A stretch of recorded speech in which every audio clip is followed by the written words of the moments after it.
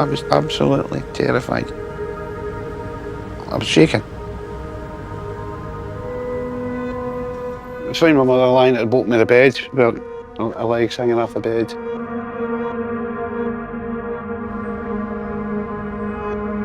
And she was lying on her back, and her false teeth was lying on the floor.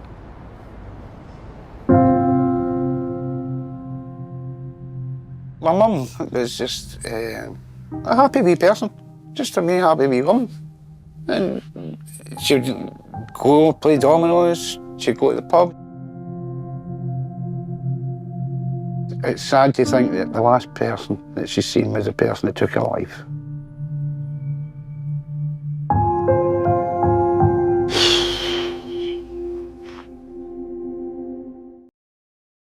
Years after a brutal 1984 murder, a man allegedly told his ex-wife he killed a woman simply because he wanted to know what it felt like. This is the story of how a monster hid in plain sight, and how a 35-year-old cold case was finally cracked open. But the most disturbing part of this crime isn't how the murder happened. It's who committed it. The man responsible was already serving a prison sentence. Yet on the night he killed Mary McLaughlin, he wasn't behind bars. He was walking the streets freely because of a temporary prison release program. Mary McLaughlin was 58 years old, a mother of 11 children, a grandmother, a woman known in her Glasgow neighborhood for being friendly, talkative, and trusting. On the evening of September 26, 1984, she went out for a normal night with friends. Drinks, conversation, a few games of dominoes. Later that night, she began the short walk home. Along the way, she crossed paths with a 22-year-old man named Graham McGill. McGill was a convicted sexual offender serving time at HMP Edinburgh. But through a temporary release scheme known as Training for Freedom, he had been allowed out. That chance encounter would end Mary McLaughlin's life. In this episode, we're going to examine how that meeting turned deadly, the evidence collected in 1984, why the case remained unsolved for decades, and the DNA discovery that finally exposed the killer 35 years later. Welcome to Dark Trace Crime Stories. Before we continue, tell me where you're watching from. Cases like this remind us that justice matters everywhere. To understand the tragedy that unfolded in September 1984, it's important to first understand the woman at the center of this story, Mary McLaughlin. Mary belonged to a generation shaped by the realities of post-war Scotland. She grew up during a period when many families in Glasgow faced significant financial hardship. Work was often difficult to find, opportunities were limited, and large households were common across working-class communities. For women in particular, life often followed a difficult path shaped by limited economic independence and few social safety nets. By the time Mary reached adulthood, she had become the mother of a very large family. Over the years, she had 11 children with 2 different partners. For many women of her generation, raising large families was not unusual. But in Mary's case, her family life developed in a complicated and sometimes strained way. One of her daughters, Gina McGavin, would later speak publicly about the distance that existed between them. Gina was largely raised by her father, Joe, and saw her mother only occasionally during childhood visits. Their relationship, she later explained, was not defined by cruelty, but by absence. Mary struggled with the demands of consistent parenting. Many of her children did not grow up living with her, and as the years passed, that separation created emotional gaps within the family. The bond between mother and children existed, but it was often shaped by distance, missed years, and the complicated dynamics that can form in large families where circumstances pull people apart. Another one of Mary's children, her son Martin Cullen, remained in contact with her and would later become an important figure in the events surrounding the discovery of her death. By the mid-1980s, most of Mary's children were already adults with lives of their own. Some had started families themselves. Others lived elsewhere in Glasgow or beyond. Mary, now in her late 50s, was living on her own. Her home was a third-floor flat in Crathy Court on Laurel Street, located in the Partick district on the west side of the city. Shops, pubs, and takeaways sat within walking distance of each other, making it easy for residents to move through the neighborhood on foot. Mary's apartment reflected a simple, modest life. It was a small space, typical of the tenement flats found across the area. The rooms were filled with everyday belongings, clothing, household items, and personal possessions that accumulated over years of living alone. Night dresses hung or rested among other clothes. Packets of cigarettes were present inside the flat. And among her clothing was a dressing gown with a cord tied around the waist, an ordinary garment that, years later, investigators would identify as a key piece of evidence in the crime. But in 1984, it was just another item in Mary's home. Despite the complicated family relationships in her past, Mary maintained an active social life within her neighborhood. People who knew her often described her as friendly and approachable.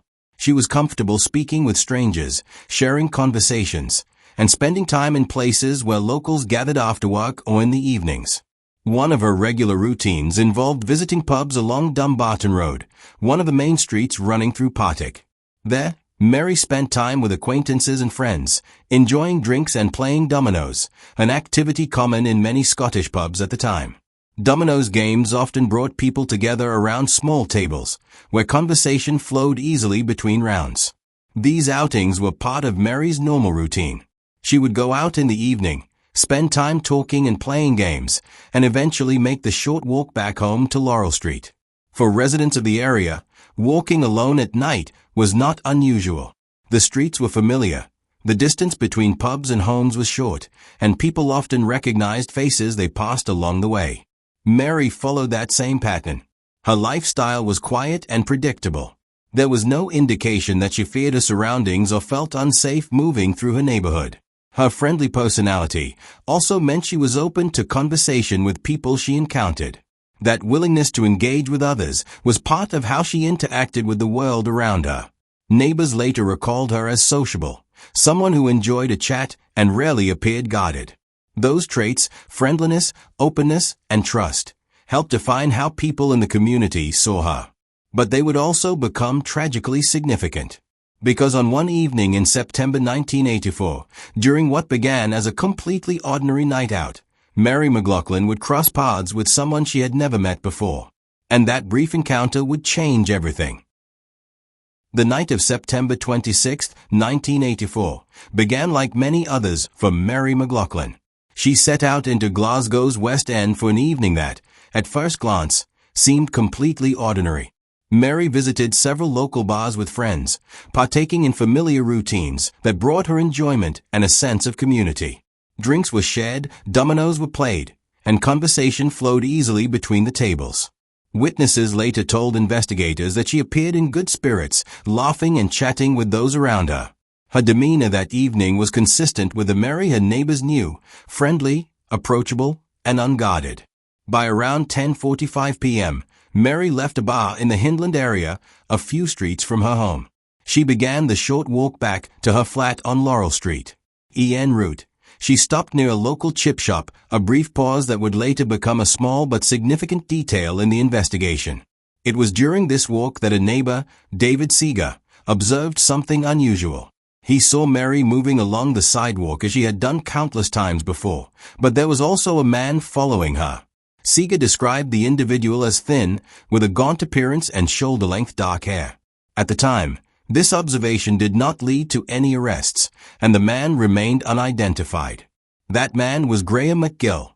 McGill, 22 years old at the time, was serving a sentence at HMP Edinburgh for prior sexual offenses. On that evening, however, he was not behind bars. He had been granted temporary leave under the Training for Freedom program, a rehabilitation initiative designed to allow prisoners limited outings from custody to assist in their eventual reintegration into society. On September 26th, he was using that freedom, and he would exploit it in the most violent way imaginable. Investigators later determined that Mary likely met McGill on the street, in what seemed like a chance encounter. He was not a familiar face in Partick, and there were no known connections between them. Once he accompanied her to her flat, there were no signs of forced entry. The evidence suggests that Mary, consistent with her trusting nature, allowed him inside willingly, unaware that this single decision would cost her life. Inside the quiet, modest third-floor flat, the briefest of interactions spiraled into a tragedy that would leave a family devastated and a city in shock. That ordinary night, defined by drinks, dominoes, and the familiar streets of Partick, was the final evening Mary McLaughlin would ever walk home. From the moment she stepped through the front door, the course of events had changed irrevocably. The apartment that had long been a place of comfort and family gatherings would become the scene of a violent and calculated assault. And for decades, the details of that night would remain hidden, trapped within the limitations of 1980s forensic science, until the case was finally reopened decades later. Mary's choice to allow a stranger inside, combined with McGill's freedom under the temporary release program, set the stage for a crime that would shake Glasgow and challenge the very notion of public safety. The events of that evening highlight the stark contrast between her trusting, routine life and the sudden, lethal danger that entered it. In a matter of minutes, the neighborhood she had walked confidently through for years became the backdrop of a brutal act that would take her life and leave a family searching for answers for more than 3 decades. This night would mark the beginning of a cold case that investigators could not solve at the time, a case that would wait 35 years for the breakthroughs of modern forensic science to reveal the truth. Once Mary McLaughlin stepped through the door of her Crathy court flat, the night took a tragic and violent turn. What began as a routine evening out ended in an act of brutal aggression that would leave her family devastated for decades. The physical evidence collected years later would tell the story of what had happened inside those walls. Investigators determined that Mary was strangled with the cord of her dressing gown, a familiar personal item that became a tool of lethal violence. The cord had been wrapped 3 times around her neck, indicating a prolonged and intentional attack. Alongside the ligature, forensic teams documented other critical evidence that would later connect the crime to her killer. Semen stains were found on Mary's nightdress, which had been worn backward, a detail investigators later highlighted as indicating the sexual nature of the assault. Her black bra lay nearby, and a cigarette butt was discovered in the ashtray. This cigarette was not hers, it belonged to the attacker. Most importantly, DNA collected from the knot of the dressing gown cord would eventually serve as the key to identifying her murderer decades later. The attack itself appeared deliberate and prolonged. Prosecutors later described it as sexually motivated, emphasizing that the positioning of the nightdress and the manner of strangulation were consistent with an assault intended to exert control and violence. The flat, usually a space of personal comfort and privacy, had become the stage for a calculated act of murder. 4 years after the murder, in 1988, Graham McGill confided in his partner at the time, Suzanne Russell. He reportedly admitted that he had strangled a woman and stated he wanted to know what it felt like to kill someone. He spoke with disturbing curiosity about how long the act took and the sensations involved. Following that confession, he threatened Russell to ensure her silence, making certain that the revelation would not reach the authorities. After committing the murder, McGill left the flat as if nothing had happened. There were no immediate signs of struggle visible to neighbors or passers-by, no alarms raised, and no reason for suspicion at the time. Following his actions, he returned to HMP Edinburgh, completing his temporary release period without incident and without anyone suspecting the horrific crime he had just committed. At the time, the limitations of 1980s forensic science meant that the intricate details of what had occurred inside the flat could not be immediately resolved. The absence of advanced DNA testing meant that investigators could collect the evidence, but could not yet identify the perpetrator. The physical traces, semen, DNA on the cord, cigarette, and bra, were preserved, waiting for technology that would one day reveal the truth. Mary's life abruptly ended in her own home, contrasted sharply with the normalcy of her earlier evening. A short walk home, a trusting gesture, and a familiar doorway had become the setting for a crime that would remain unsolved for 35 years. This attack underscores the vulnerability of trusting individuals and the devastating consequences when a dangerous offender is allowed unsupervised freedom.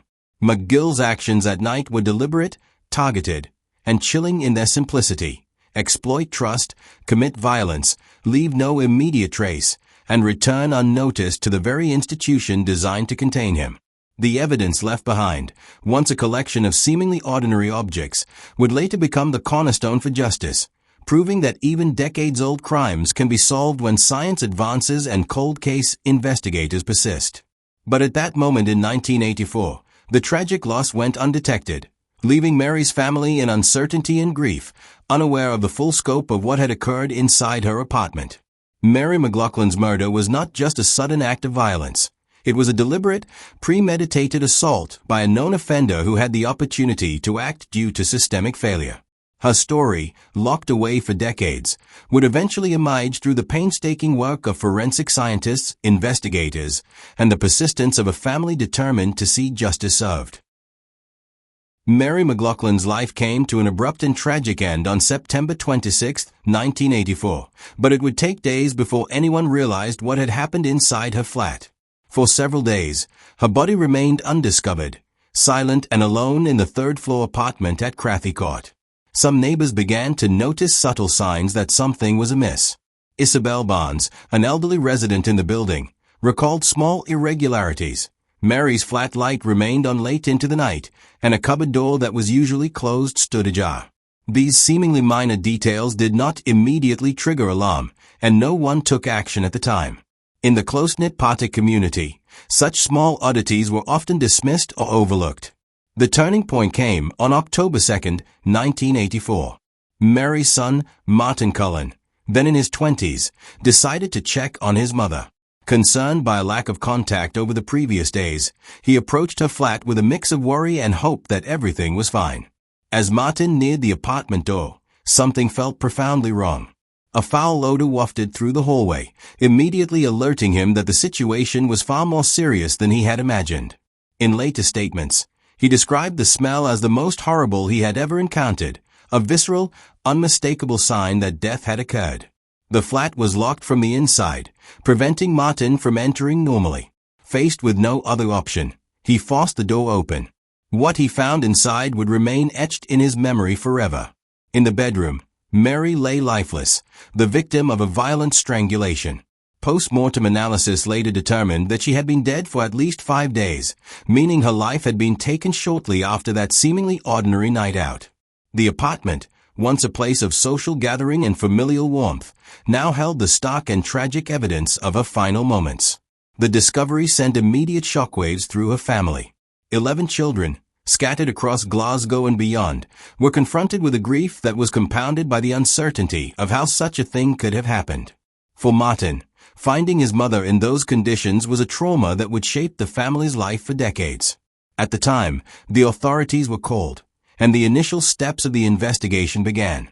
For Mary's children, however, the overwhelming sense was not just one of sorrow. It was a beginning of a long and painful search for justice that would stretch for more than 3 decades. This moment, the discovery of her body, marks a critical juncture in the story. It transformed the community's subtle concerns into a formal investigation, and it set in motion a chain of events that would eventually uncover one of Scotland's most notorious cold cases. The tragedy lay not only in Mary's death, but in the way it went unnoticed for days, highlighting both the isolation of the victim and the limitations of the immediate social safety net. The horror of that day would reverberate far beyond the walls of a flat, leaving a family grappling with grief, a community shocked, and investigators facing one of the most challenging unsolved murders of the era. It would take 35 years before the full truth of that night, Mary McLaughlin's final hours and the man responsible, would be revealed. But the memory of this discovery remains a pivotal moment in understanding the devastating impact of her murder. I was absolutely terrified. I was shaking. I found my mother lying at the bottom of the bed, with her legs hanging off the bed.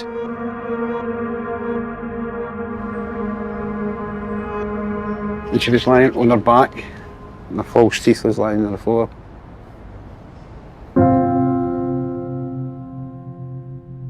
My mum was just a happy wee person, just a wee happy wee woman.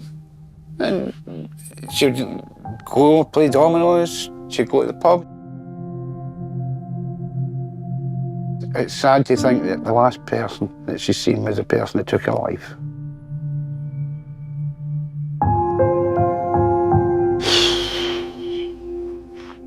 Following the discovery of Mary McLaughlin's body, police in Glasgow launched a major investigation to uncover what had happened and identify her killer. The initial response was extensive, reflecting both the severity of the crime and the determination to find justice for Mary and her family.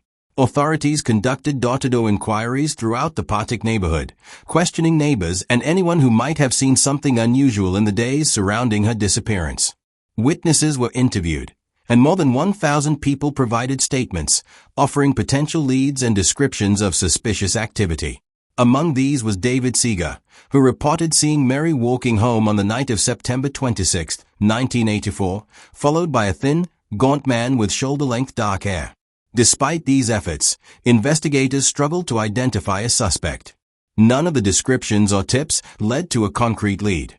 The case, in many ways, highlighted the difficulties faced by 1980s police, a lack of surveillance cameras, limited forensic technology, and the reliance on eyewitness accounts that could be incomplete or imprecise.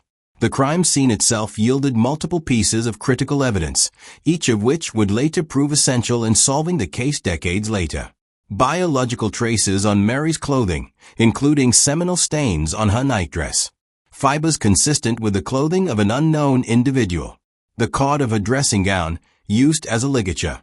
A cigarette butt in the ashtray, which did not belong to Mary.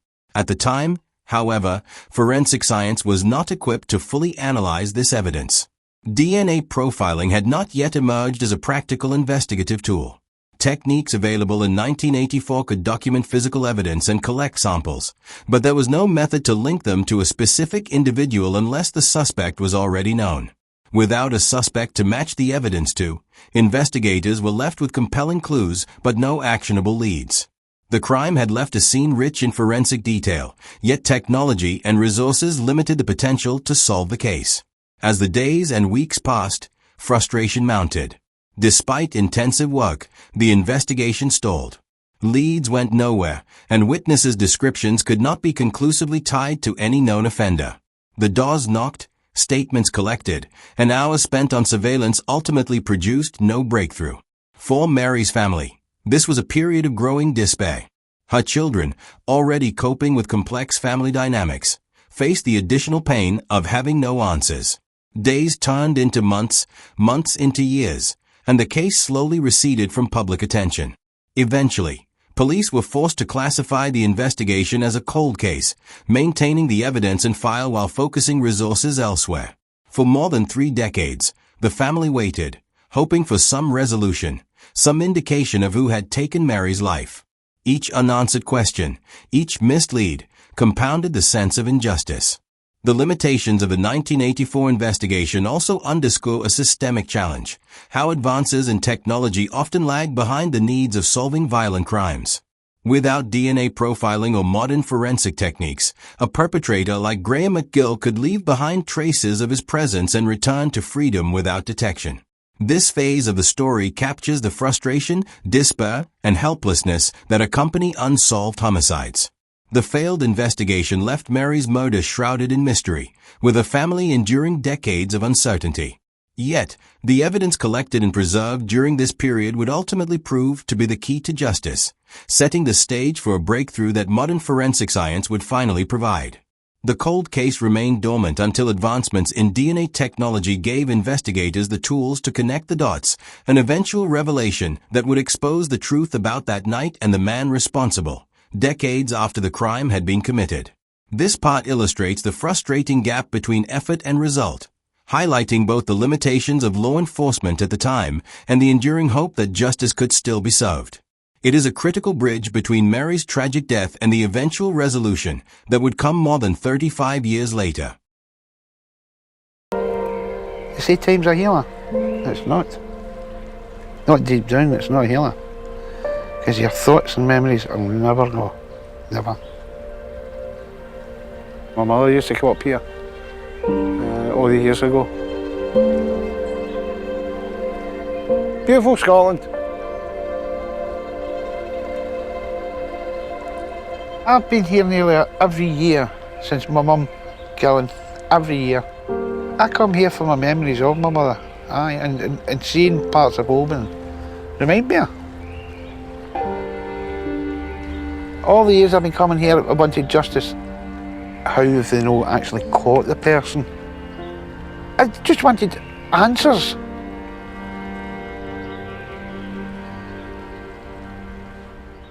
Decades passed, but Mary McLaughlin's murder remained unsolved.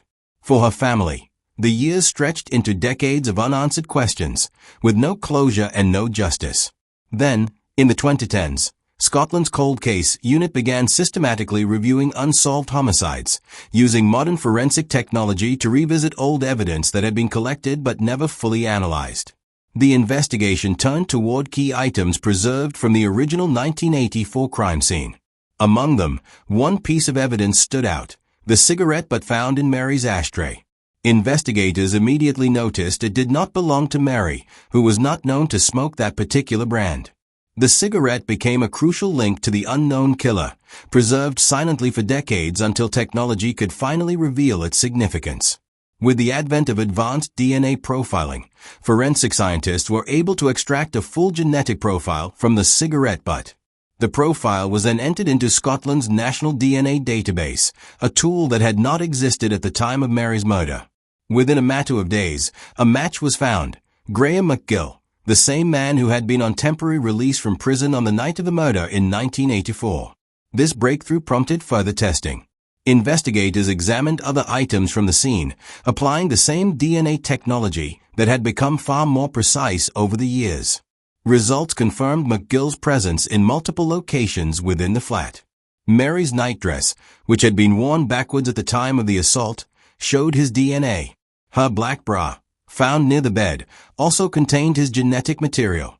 The knot of the dressing gown cord, the very ligature used to strangle Mary, matched his DNA as well. The evidence left no room for doubt. Forensic experts calculated that the statistical probability of the DNA belonging to anyone other than McGill was less than 1 in a billion. After more than 3 decades, the investigation finally pointed to a single, undeniable suspect. This phase of the case illustrates the power of persistence and technological progress. Evidence that had been collected and preserved in 1984, seemingly dormant for decades, became the key to solving a case that had haunted a family for generations. The breakthrough marked the turning point in the story, shifting from unanswered grief to the prospect of justice. Once McGill's identity was confirmed through DNA, investigators could reconstruct the night of the murder with much greater certainty. The presence of his DNA on multiple items connected him directly to the assault and murder, eliminating any speculation about a possible alternative suspect. The cold case breakthrough also underscored the importance of proper evidence preservation. If the cigarette, clothing, and ligature had not been carefully collected and stored, the match to McGill might never have been possible. These preserved traces of a violent encounter became the thread that finally unraveled the decades-long mystery. For Mary's family, the discovery was profound. After years of waiting, of wondering whether the person responsible would ever face accountability, they finally had a clear answer. The breakthrough was not just a scientific victory, but an emotional turning point, offering hope that justice could still be achieved. Investigators immediately prepared to move forward with an arrest. Armed with DNA evidence that could withstand scrutiny in court, the police could confidently charge Graham McGill with the murder of Mary McLaughlin, decades after the crime had occurred. This section of the story sets the stage for the arrest, trial, and eventual conviction, demonstrating that no crime, no matter how old, is beyond the reach of modern forensic science and dedicated investigation. The cold case breakthrough transformed Mary's tragic story from one of frustration and unanswered questions into a narrative of persistence, science, and the eventual triumph of justice. The events of the breakthrough also serve as a stark reminder. Criminals may evade immediate capture, but evidence preserved carefully can eventually reveal the truth, holding perpetrators accountable even decades later. This pivotal moment would finally allow Mary's family to see a path toward closure. In December 2019, more than 35 years after Mary McLaughlin's murder, Graham McGill was finally arrested. He was 59 years old, living freely until the evidence from that long-ago night finally caught up with him. The arrest sent a wave of relief and anticipation through Mary's family, who had endured decades of uncertainty and unanswered questions. The case was taken to the High Court in Glasgow in 2021. The trial presented a dramatic reconstruction of events, piecing together decades-old evidence with modern forensic science. Prosecutors focused heavily on the DNA results, which provided a direct link between McGill and the murder scene. Every piece of preserved evidence, the cigarette butt, Mary's nightdress, her black bra, and the ligature from the dressing gown, was meticulously examined and explained to the jury. A particularly disturbing element came from the testimony of Suzanne Russell, McGill's former partner. She recounted a conversation from 1988 in which McGill had confessed to strangling a woman, saying he wanted to know what it felt like to kill someone. He also reflected on the length of time it took, and he had threatened Russell to ensure she would remain silent. Her testimony provided chilling insight into McGill's mindset, reinforcing the calculated and cold nature of the crime. The defense attempted to cast doubt on the prosecution's case. They argued that the DNA could have been transferred at a different time, questioning when McGill's genetic material had actually been deposited. They also highlighted witness descriptions, such as David Seeger's account of a thin, gaunt man with shoulder-length dark hair, which differed from McGill's appearance in 1984. These points were used to suggest uncertainty about the identification of the killer. Despite these attempts, the overwhelming forensic evidence left little room for doubt. The combination of DNA on multiple critical items, corroborated by historical details and witness testimony, created a case that was both scientifically and factually sound. The jury deliberated for just over 2 hours, a remarkably short time given the decades-long gap between the crime and the trial, before reaching a verdict. The outcome was guilty. Graham McGill was convicted of the murder of Mary McLaughlin. The verdict marked the end of a long, painstaking journey toward justice and brought a sense of closure to a family that had waited for over 3 decades. For Mary's children, particularly Gina McGavin and Martin Cullen, the trial and conviction were deeply emotional. The courtroom proceedings brought both grief and relief, grief for the life lost and the decades of waiting, relief that the person responsible would finally face accountability. The verdict also reinforced the importance of forensic evidence, demonstrating how modern science can uncover the truth even when time and circumstance seem to obscure it. This trial also highlighted the persistent dangers posed by offenders like McGill, particularly in situations where early prison release programs allowed them temporary freedom. While McGill's actions were decades in the past, the trial sparked discussions about monitoring and assessing the risk of violent offenders during such programs, emphasizing the need for stringent oversight. Ultimately, the arrest and trial not only secured justice for Mary McLaughlin, but also reinforced the message that no crime is ever truly unsolved if evidence is preserved and investigators remain diligent. The legal proceedings demonstrated the power of persistence, the evolution of forensic science, and the importance of unwavering advocacy by families seeking answers. The case now moved toward sentencing, where the courts would determine the punishment fitting for the decades-long impact of McGill's crime, a punishment that would serve as both justice and a warning to potential offenders. As the investigation went on, we established when she had last been seen. On my left here is the Duck Club. Now this used to be the Hindland Bar, and this is the public house in which Mary was drinking and playing dominoes on the night that she made her fatal walk. It was very local. Everybody knew everybody in the Highland Bar. Everybody knew wee Mary. Well, she was wearing her new green dress that she had got, and she would certainly have been noted. Oh, there's Mary with a nice new dress on. What's the occasion, Mary? Why would she be there in her local pub dressed up like she was going to a party or to meet someone special? Especially to go out at night and just play dominoes. As far as we can gather, she left alone about 10:15, 10:30 to make her way home. Somewhere along Dumbarton Road, we know that she went into the chip shop. We have statements from the people who served her in the chip shop. We have every reason to believe that she was on her own when she came out of the chip shop. It's only after she leaves the chip shop that witnesses say they saw Mary in the company of a young man with a thin face, big nose and a big mouth. 20 to 25 age group, 5'9", 5'11". The first sighting of this unknown man would be just round about this area. Was this young man hunting Mary? because of the distance that he followed her and the fact that he latched onto her. She obviously felt quite comfortable to stagger home. So somebody sees her drunk and decides to randomly follow her up to her house. And she either took them in or let them in. But it doesn't make sense. It doesn't add up to me. Following his conviction, Graham McGill was sentenced to life imprisonment, with a minimum time of 14 years before he could be considered for parole.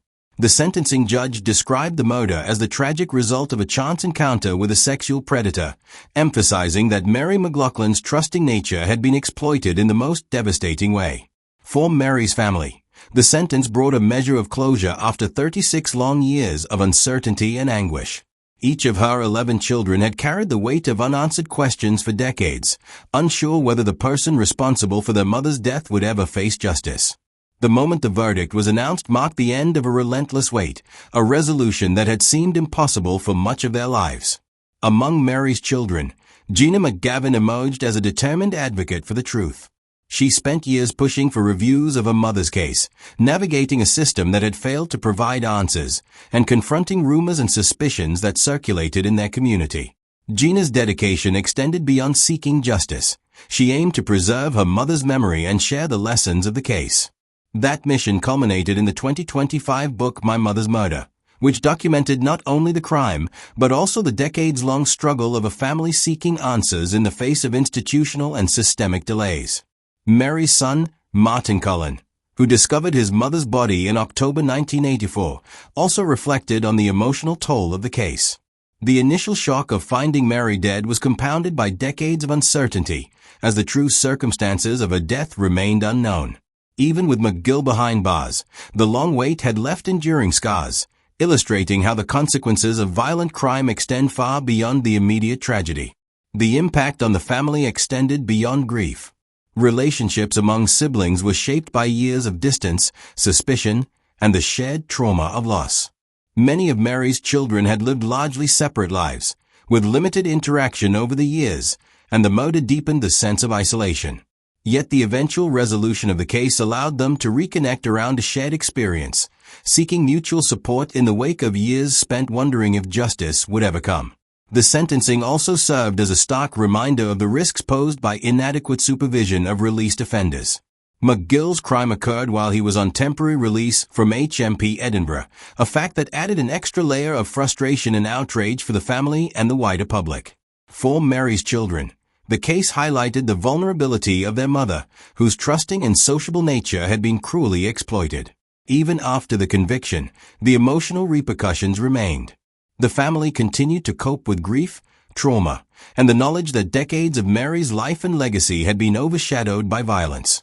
For Gina, writing about her mother's story became a way to process the pain, honor Mary's memory, and raise awareness about the importance of preserving evidence, supporting cold case investigations, and advocating for stronger oversight of violent offenders.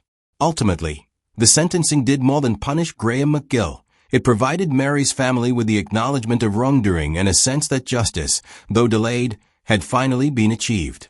The case serves as a testament to the perseverance of families seeking truth, the power of modern forensic science, and the enduring need to protect vulnerable individuals in society.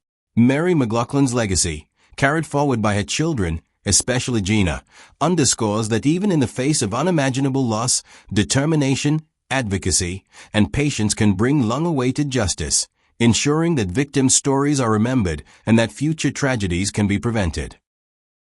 Mary McLaughlin was more than a name in a cold case file.